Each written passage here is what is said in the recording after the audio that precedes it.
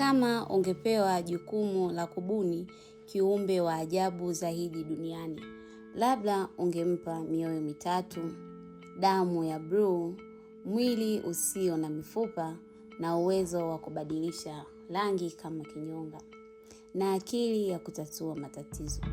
Halafu ungeambiwa kiumbe huyo tayari yupo, na si katika filamu, yupo baharini. Pweza.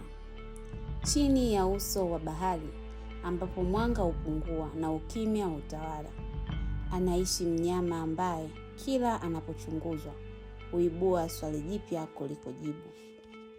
Kwa sababu pweza havunji tu sheria tulizonazo kuhusu wanyama, anaonekana kuziandika upya. Anazo mioyo mitatu, miwili husukuma damu kwenye mashavu yake ya kupumua, mmoja husafirisha damu katika mwili mzima. Lakini kuna jambo ambalo watu wengi hawalijui. Pweza anapoanza kuogelea kwa kasi, moyo unaosambaza damu mwilini hupungua kufanya kazi. Kuogelea humgharimu nguvu nyingi. Ndiyo maana mara nyingi humuona akitembea taratibu kwenye sakafu ya bahari, kana kwamba anajua. Mwenye subira huishi zaidi, na damu yake si nyekundu, ni ya blue. Wakati sisi tunategemea madini ya chuma kusafirisha oksijeni, pweza hutegemea madini ya shaba.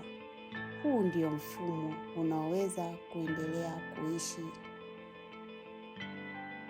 hata kwenye maji yenye baridi kali na oksijeni kidogo. Lakini hayo bado si maajabu yake makubwa. Hebu fikiria, unafumba macho, ukifumbua mnyama aliyekuwa mbele yako ametoweka.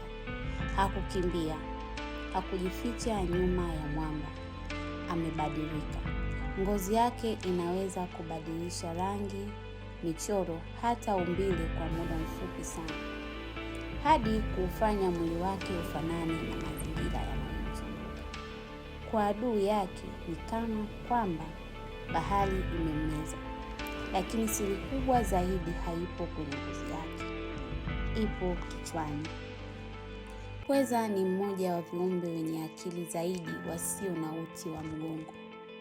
Anaweza kujifunza kutokana na makosa, kutatua changamoto, kukumbuka njia na kutafuta suluhisho baada ya kutegemea silaha pekee. Ni akili inayowafanya watafiti wengi waulize maswali lisilo la kawaida. Je, inawezekana akili kubwa ikastawi kwa njia tofauti kabisa na ile ya binadamu? Labda ndiyo sababu kila safari ya kumchunguza pweza huwa kama safari ya kukutana na ulimwengu mwingine. Kwa sababu ndani ya mwili laini usio na mifupa kuna sayansi, kuna ubunifu wa asili, na kuna siri ambazo bado hazijafunguliwa.